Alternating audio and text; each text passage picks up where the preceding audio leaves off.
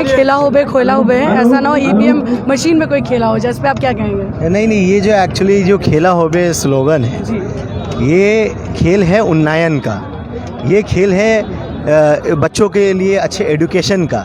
ये खेल जो दीदी ने 5 साल खेला है बच्चों के लिए, इंग्लिश मीडियम स्कूल, पार्क, अच्छे हेल्थ सिस्टम को उन्होंने ठीक किया है। स्वास्थ्य साथी कार्ड, लोगों का हेल्थ को 5 लाख रुपए का हर घर में उन्होंने हेल्थ कार्ड दिया है। और कई सारी जगह में इंग्लिश मीडियम स्कूल बनाया उन्होंने। और आपका अभी जो हम लोगों का देखिएगा, खाना लोगों को 5 रुपये में सर्व किया जा रहा है। ये जैसे लॉकडाउन में लोगों के लिए घर घर जाके दीदी ने काम किया है। तो ये सब खेल उसी तरीके का है कि हम लोग खेल उन्नयन का खेलते हैं। हम लोग खेल जुमला का नहीं खेलते हैं कि जो एक हमारी ऑपोजिशन पार्टी है वो सिर्फ जुमला पार्टी है, उनके पास सिर्फ वक्तव्य है। हम लोग सिर्फ और सिर्फ पब्लिक के लिए उन्नयन का खेल खेलना चाहते हैं।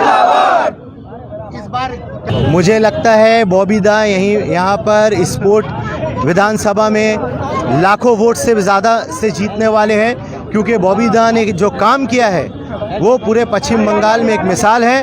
और बॉबी दा के काम के सामने कोई भी पार्टी का कैंडिडेट कुछ नहीं है। बॉबी दा लाखों वोट से जीत रहे हैं पोटला। उनसे ये साबित होता है उनके कैरेक्टर से कि जो इंसान एक नारी का इज्जत नहीं कर सकता है, उनको ये पता होना चाहिए कि उनको जन्म देने वाली एक माँ है। और अगर जो इंसान एक औरत का इज्जत नहीं कर सकता है, मुझे लगता है वो इंसान किसी लायक नहीं है और उनको समाज में कोई जगह पाने का कोई अधिकार और कोई हक नहीं। अगर वो औरतों का इज्जत नहीं कर सकते हैं तो उनको, मेरी माँ बहनों से बंगाल का रिक्वेस्ट है कि ऐसे लोगों की पार्टी को, जिसका मुखिया ऐसा हो, ऐसे लोगों की पार्टी को एक भी वोट देना नहीं है, क्योंकि इनको नारी का सम्मान नहीं करना। दिलीप घोष इसी तरीके ही के लोग हैं जिनका कैरेक्टर अंदर से जो होता है वो कितने दिन तक छुपा पाएंगे। उनको एक ना, वो तो आते रहते हैं ना सामने, जो वो अंदर है, और अंदर से वो जो अपनी बात ये सब निकालते रहते हैं। कभी वो ये बोल देते हैं दीदी के बारे में, कभी वो देश के बारे में बोल देते हैं, कभी वो गोरू के बारे में बोल देते हैं। तो ये सब चीज़ उनके अंदर है। तो इंसान अपनी सच्चाई को ज़्यादा दिन तक छुपा नहीं पाता है, उसको एक ना एक दिन आउटकम होना है। तो इसी वजह से दिलीप घोष के मुँह से उनकी सच्चाई निकलती है। तो यही उनका कैरेक्टर है। और बंगाल के लोग बहुत सोफिस्टिकेटेड और बहुत लिटरेट लोग हैं, वो समझते हैं ऐसे लोगों को। मुझे लगता है कि बीजेपी 20 सीट से भी ज़्यादा नहीं लाएगी वेस्ट बंगाल में।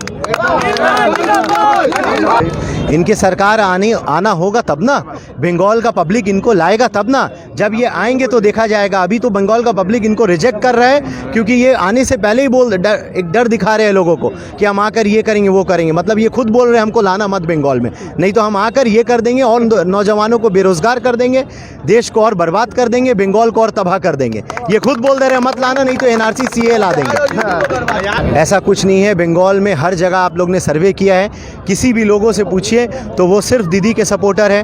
कोई भी अगर एक भी बंगाल का वोटर से बात करते हैं तो वो सिर्फ दीदी के उन्नयन का बात करता है। इनके पास कोई मुद्दा नहीं है डेवलपमेंट का, इनके नेता के पास कोई मुद्दा नहीं है। ये हमारे पार्टी का मुद्दा उन्नयन है, डेवलपमेंट है, बेरोजगारी को ख़त्म करना है, फैक्ट्री लाना है, नौजवानों को रोज़गार देना है, बच्चों को अच्छा एजुकेशन देना है, लोगों को हेल्थ का सिस्टम को ठीक करना है। हमारे पार्टी का उन्नयन का मुद्दा है। हम लोग उन्नयन के भरोसे पे है और हमको उम्मीद है बंगाल के लोगों से, हम लोगों को उम्मीद है कि बंगाल में फिर से उन्नयन सरकार आएगी।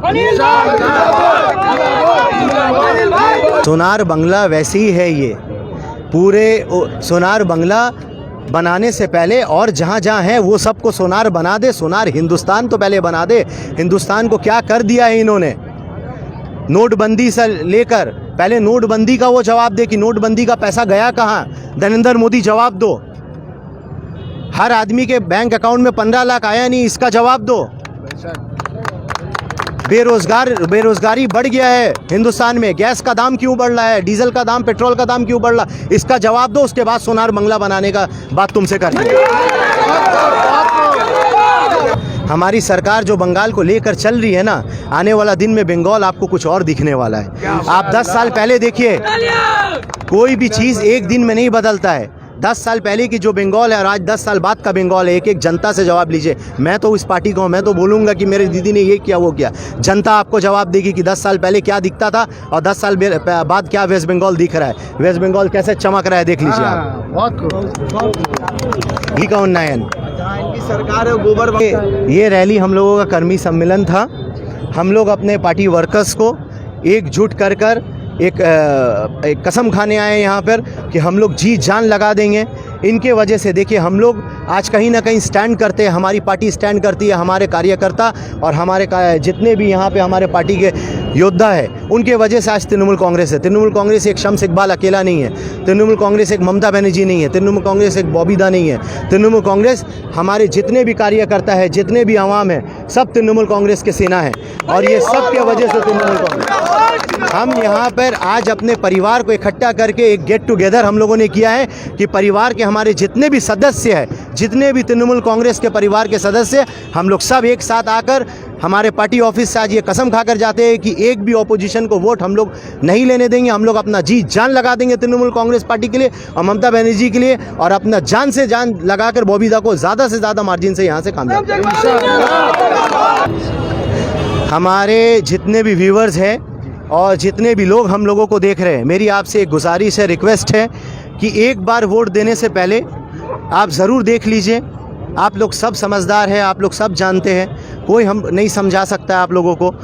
आप लोग 10 साल पहले का काम देख लीजिए और आज ममता बनर्जी सरकार आने के बाद का काम देख लीजिए। जो आपको बेहतर लगे, आपको लगता है कि ममता बनर्जी की सरकार ने अगर काम किया है तो ही आप चुन कर लाइए। जनता का डिसीजन हमारे सराखों पे है।